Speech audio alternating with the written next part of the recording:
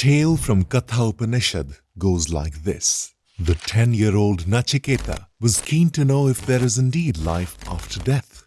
His curiosity led him to question Yama, the god of death.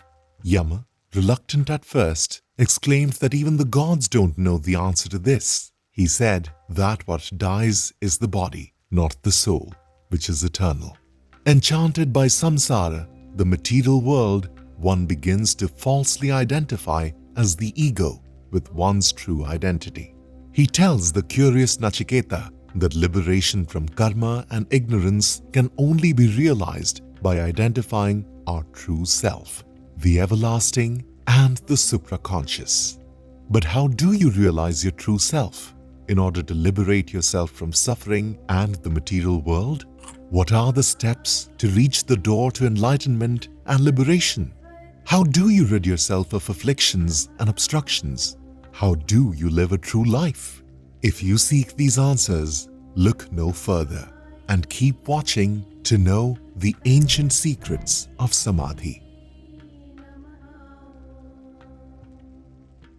evartha-matra-nirbhasam-swaroopa-shunyam samadhih, of that particular object appearing alone as if empty of its own form, is Samadhi.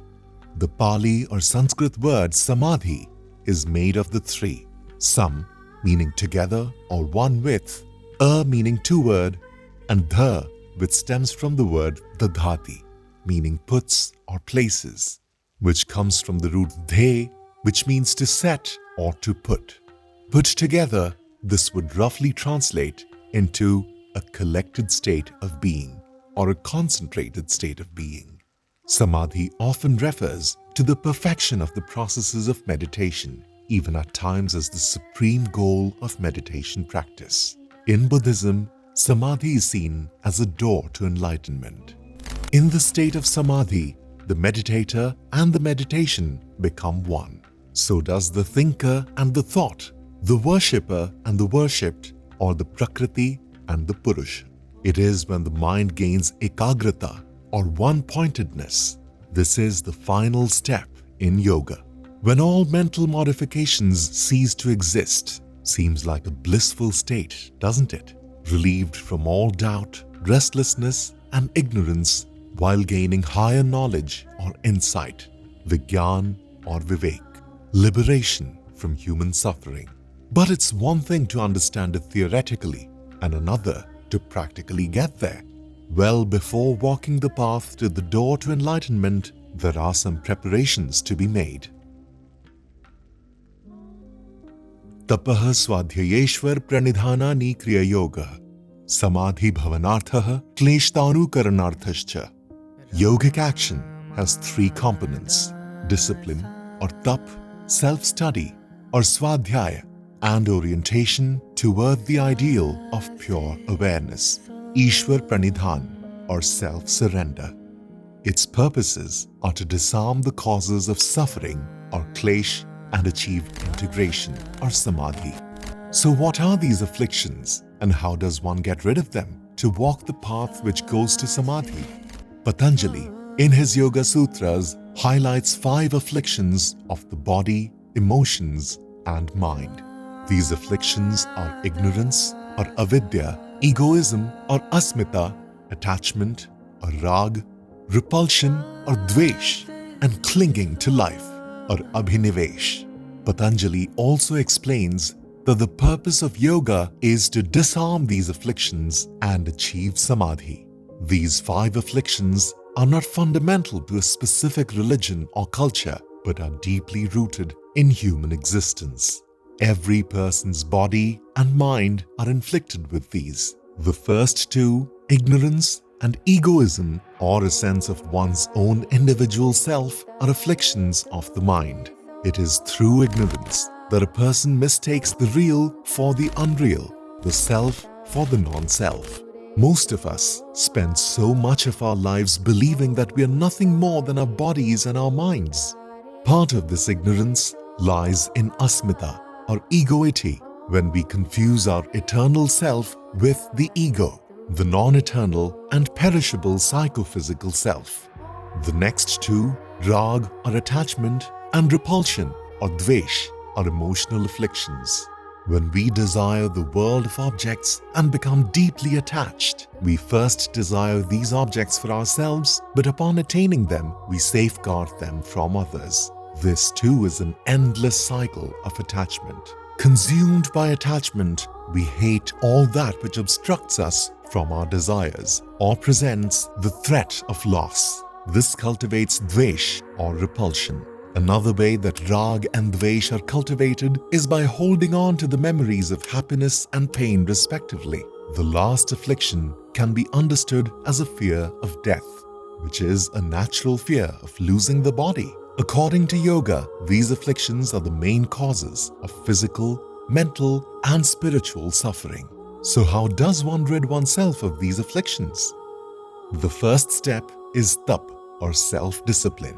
This is directed towards the recovery of the body and mind from its dependence on the external world. This can include many things, like taking note of one's diet and desires. Once we understand these dependencies, we can then begin to burn these away by living a simple and austere life. The second step is self-study or swadhyaya. This is almost like looking at ourselves from a distance, deconstructing every part of our personality, including our needs, wants, and desires. While keeping the necessary, one lets go of all that is superfluous. It is then that we can stop identifying with our sense of self or asmita with these needs and desires. The Yoga Sutras also suggest the importance of recitation in this step, be it of sacred mantras or just Om. The third step is of self-surrender or Ishvara-pranidhanani. This step ensures minimizing the stronghold of the ego on one's personality. Through the last two steps, one begins to separate one's eternal and non-eternal self by witnessing the power of the ego. Through Ishvara-pranidhanani, one lessens the hold of the ego through the cultivation of compassion. With compassion, one feels a more intimate connection with the universe. One learns to do things not for oneself, but for others. This is the method of kriya-yogah. One might find this method akin to the Buddhist method of Shila, which is one of the 3 types of learnings required of all those who seek to attain enlightenment. Shila, or moral conduct, is the first step. It is this first step which makes one's body and mind fit for samadhi. Shila includes 5 basic precepts which require abstaining from taking life, taking what is not given, committing sexual misconduct, engaging in false speech, and using intoxicants.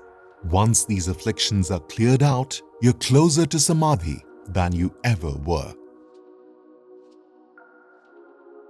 In both the yoga school's 8 limbs or Ashtanga Yoga and the Buddhist Eightfold Path, the final step is the same, Samadhi. The very first chapter of the Yoga Sutras is dedicated to Samadhi.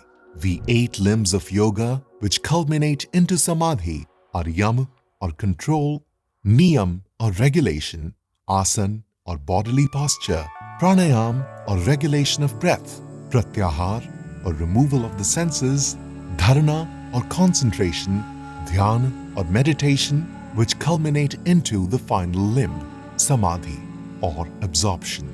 If you'd like to dive deeper into the 8 limbs of yoga, head over to our video especially dedicated to Patanjali's Yoga Sutras, which breaks down the 8 limbs in detail and so much more. While the first 5 limbs comprise largely of preparation, it is the last 3 that concern us here. These 3, Dharana, Dhyana, and Samadhi, involve a bodiless or spiritual willing. When performed together, they are known as Sanyam, which leads to insight. The 6th and the 7th limb prepare oneself for Samadhi. In Dharana, one fixes the mind onto a real position in space. An imagined object is placed in a position in space and then is willingly visualized. This is a test of the fitness of the mind. Once this is passed, one is ready to enter the next higher state of Dhyan. In Dhyan, the object on which the mind focuses is continuously contemplated. Together with the first 5 limbs, this series merges into an effortless samadhi. Subjectivity withdraws itself completely so that the object alone shines. But samadhi has 2 deeper interrelated meanings.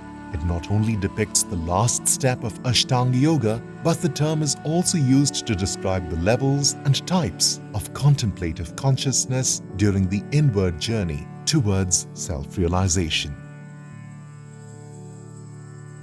In totality, Patanjali describes 7 levels of samadhi, mainly of 2 types. These 2 kinds of samadhi are known as sampragyat samadhi and asampragyat samadhi. In sampragyat samadhi, consciousness of the object is very much present and flows through the natural mind. It is supported with something to focus upon. This samadhi first has 2 substages, savitark and savichar. Vitark translates to reasoning, and in savitark samadhi, reasoning is aimed at obtaining complete knowledge of the material object. For example, at the image of a deity. As this contemplative activity is initially directed towards the object, the mind concentrates on the intermingling of the 3 elements: the object, the instrument of perception, and the perceiver.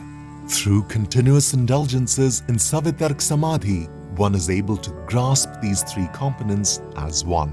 Then, in the process of savichar samadhi, the focus of the contemplation becomes the subtle objects. For example, the causes of objects as well as the ego sense. Hence, the object is replaced by its subtle equivalents, such as the elements of ether, water, air, fire, and earth. This self-knowledge, cultivated by savitark and savichar samadhi, gives rise to 2 more forms of samadhi. These are known as sanand and sasmita samadhi. Anand literally translates to joy or bliss. In the state of sanand samadhi, contemplation fixes its intention on freedom. Freedom from the constraints of material qualities results in the experience of pure delight. In the 4th stage, known as sasmita, one focuses on the ego sense or asmita. During sasmita samadhi, while focusing on the sense of self, one realizes the true nature of the falsified individual personality, which one confuses for one's real self. These 4 together comprise the types and the stages in sampragyat samadhi. While one's contemplative consciousness performs these 4 acts of consciousness, one comes to realize that these 2 must be transcended in order to look for liberation or moksha. The purpose of sampragyat samadhi is ekagrata, a state of one-pointedness and extreme focus.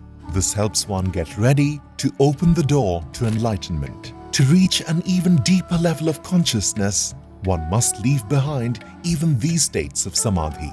For in sampragyat samadhi, even though the object of the meditation and the meditation are fused together, the consciousness of the object still remains. This is where the 2nd type of samadhi comes in, asampragyat samadhi. Swami Vivekananda once said that sampragyat samadhi allows mastery over nature, but asampragyat samadhi allows freedom from nature. One can also understand sampragyat samadhi or sabij, that is, one with the seeds still intact, as still holding attributes or conscious samadhi. On the other hand, one can understand asampragyat samadhi or nirbij, that is seedless, as an attributeless samadhi or supraconscious samadhi. Asampragyat samadhi is the highest form of samadhi. In this stage, there is no distinction between object and subject. All dukkha or suffering disappears, and so does all worldly attachment. It is here that the self realizes its essence as pure consciousness. From here, one attains moksha, the state of freedom from all suffering. But when this is possible, that one can indeed attain samadhi and open the door to enlightenment, and now you even know how, then what stops us? Why don't we live our best life? Why is it so hard? For us to walk the path to liberation, we must liberate ourselves from the bondages we are tied in. Patanjali believes that our bondage to Prakriti or nature is perpetuated by powerful habits or samskars, which must be gradually subdued.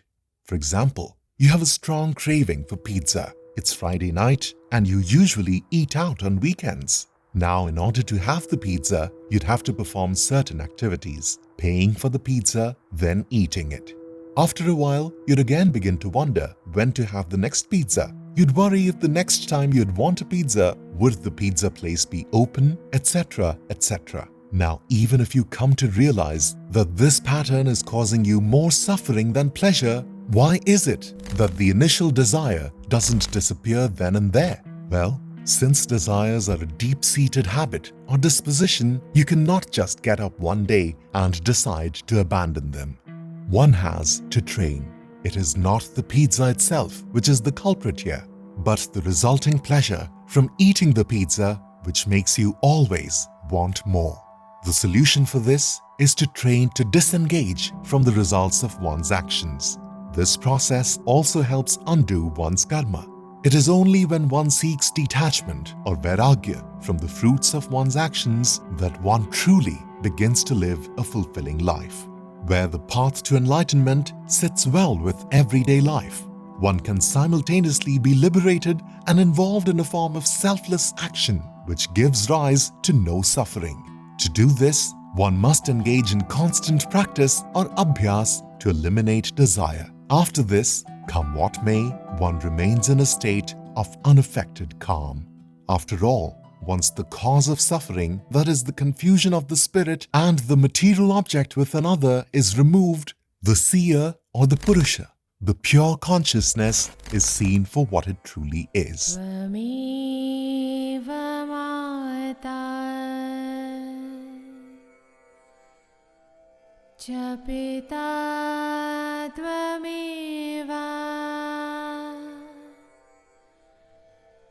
Tvameva bandhushcha